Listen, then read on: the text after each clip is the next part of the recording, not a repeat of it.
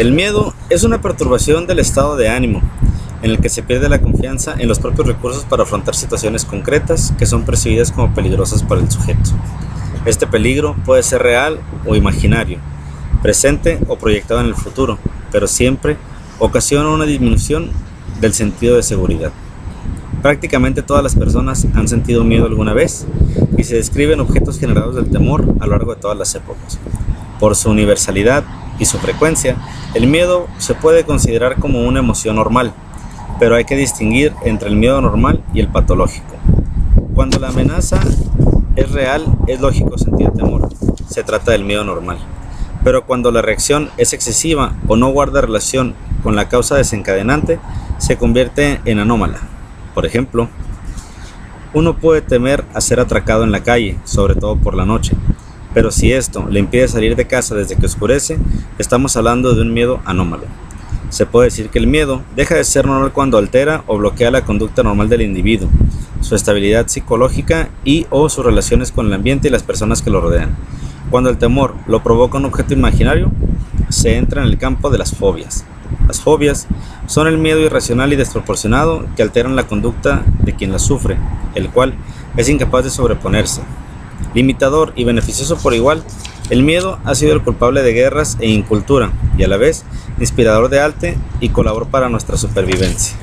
En su ámbito físico-biológico, el miedo se encarga en muchas ocasiones de hacernos conscientes de los peligros externos que nos pueden amenazar y nuestro organismo los interpreta de la siguiente forma. Primero, los sentidos captan el foco de peligro. Este es interpretado por el cerebro y de ahí entra en acción el sistema límbico, encargándose de regular las emociones de lucha, huida y ante todo, la conservación del individuo. Además de todo esto, también se encarga de la constante revisión de la información dada por los sentidos, incluso cuando dormimos, para poder alertarnos en caso de peligro.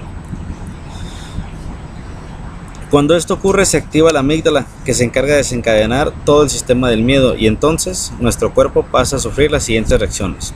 Aumenta la presión arterial, aumenta la velocidad del metabolismo, aumenta la glucosa en la sangre, la detención de las funciones no esenciales, el aumento de adrenalina, el aumento de la tensión muscular, apertura de ojos y dilatación de pupilas.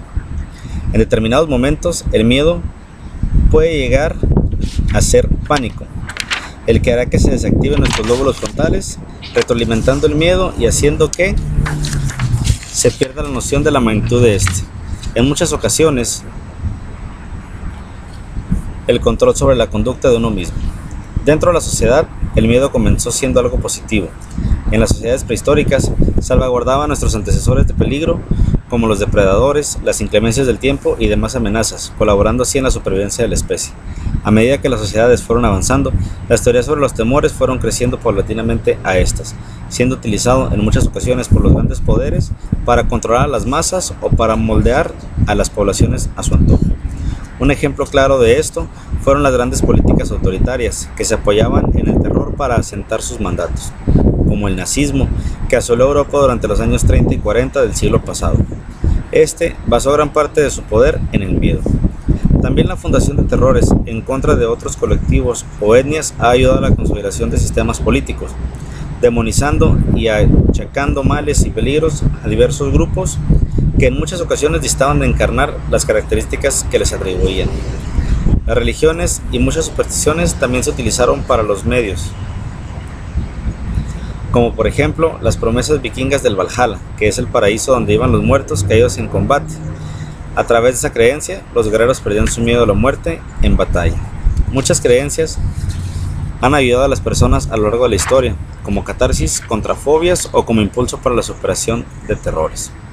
Los dioses vengativos, el infierno y las deidades malignas, las criaturas sobrenaturales, siempre han hecho que los crédulos vivan temerosos de realizar actos moralmente reprobables, simplemente por el miedo a lo desconocido. Varios rasgos comunes en muchas religiones siempre han sido el fin del mundo, los signos malignos,